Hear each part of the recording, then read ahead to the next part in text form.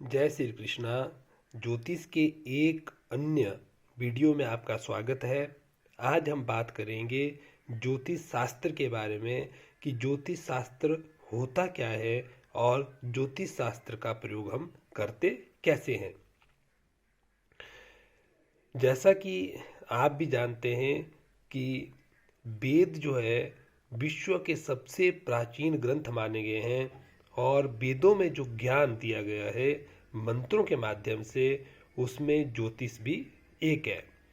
लगभग सभी वेदों में हमें ज्योतिष के बारे में किसी न किसी रूप में लिखा हुआ मिल जाता है, परंतु अथर्ववेद में विस्तार से ज्योतिष के बारे में लिखा गया है और ज्योतिष के अलग अलग सिद्धांतों के बारे में और ज्योतिष की गणना के बारे में अथर्ववेद में विस्तार से लिखा गया है। विद्वानों ने ज्योतिष के बारे में कहा है, ज्योतिष वेदानाम चक्षु, अर्थात ज्योतिष वेदों के चक्षु अर्थात आंखें हैं। तो इसी से ज्योतिष शास्त्र का महत्व का पता लगाया जा सकता है। ज्योतिष शास्त्र का प्रयोग हम आम जिंदगी में ग्रहों की स्थिति जानने के लिए, उनका लोगों के जीवन में क्या प्रभाव होगा, विश्व पर क्या प्रभाव होगा, उसके लिए हम करते हैं। मुख्य रूप से ज्योतिष शास्त्र को दो भागों में विभाजित किया जाता है, गणित ज्योतिष और फलित ज्योतिष। अगर जहाँ तक हम गणित ज्योतिष की बात करें तो जो भी ग्रहों की गणना होती है, पृथ्वी से उनकी दूरी है, नक्षत्र है, चंद्र राशियाँ हैं, उनकी दूरी है, उनकी अवधि है, वो क्या प्रभाव करेगी, उनकी गणना किस तरह से की जाती है, वो सब गणित ज्योतिष में आता है। ये ज्योतिष का एक वैज्ञानिक पहलू है जो कुछ सिद्धांतों पर काम करता है। जहाँ तक सिद्धांत की बात है तो ज्योतिष का जो प्रथम भाग है गणित, उसका एक भाग है सिद्धांत। सिद्धांत में हम ग्रहों की स्थिति की गणना करते हैं, ग्रहों को स्पष्ट करते हैं, ग्रहों का क्या प्रभाव होगा, कितने डिग्री पे, ये सब जो है ज्योतिष गणित के सिद्धांतों के तहत आता है। उसके बाद आता है तंत्र। तंत्र में हम एक विधि होती है जिसके द्वारा ग्रहों की स्थितियों को स्पष्ट किया जाता है। जो तंत्र विधि है, इसमें रीति में युग से इष्ट दिन को बनाकर गणना की जाती है। वैसे ही गणित करने की एक विधि करण होती है। तो करण विधि में इष्ट वर्ष का कल्पना से युग मानकर उस युग के अंतर्गत किसी दिन को आधार मानकर गणित करे, उस विधि को करण हम कहते हैं। लेकिन धीरे धीरे ज्योतिष का ये जो गणित भाग है ये विलुप्त हो रहा है। इसका मुख्य कारण है कि अब कुंडलियाँ जो है वो सॉफ्टवेयर के द्वारा या कंप्यूटर में बनना शुरू हो गई है।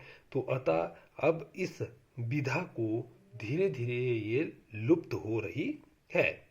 ज्योतिष का जो दूसरा भाग है वो फलित ज्योतिष है। फलित ज्योतिष को मुख्य रूप से 5 भागों में विभाजित किया गया है: संहिता, होरा, प्रश्न, ताज्जिक और मुहूर्त। जहाँ तक फलित ज्योतिष के पहले भाग का अर्थ है संहिता, उसके तहत हम किसी भी ग्रह का मानव जीवन में जो प्रभाव पड़ेगा, नक्षत्र का, चंद्र राशियों का, वो किस तरह से मानव जीवन को प्रभावित करेगी, किसी व्यक्ति के जीवन में उनका क्या प्रभाव होगा, वो किस तरह से भ्रमण करेगी, पृथ्वी पर कौन सी आपदा आएगी, ये सारा जो है वो संहिता में किया जाता है। उसके बाद आता है होरा। होरा मुख्य रूप से जन्म पत्रिका से है, इसलिए इसे जातक शास्त्र भी कहा जाता है। जो व्यक्ति की कुंडली है उसमें जो 12 भाव है उनका जो वर्णन है वो सारा होरा का ही भाग है, जिसके बारे में हम आगे विस्तार से बात करेंगे। और उसके बाद आता है प्रश्न। प्रश्न फलित ज्योतिष का एक भाग है जिसके तहत जब कभी आप किसी प्रश्न को करते हैं उसमें जो कुंडली बनती है उसे हम प्रश्न कुंडली कहते हैं। उसके बाद आता है ताजिक।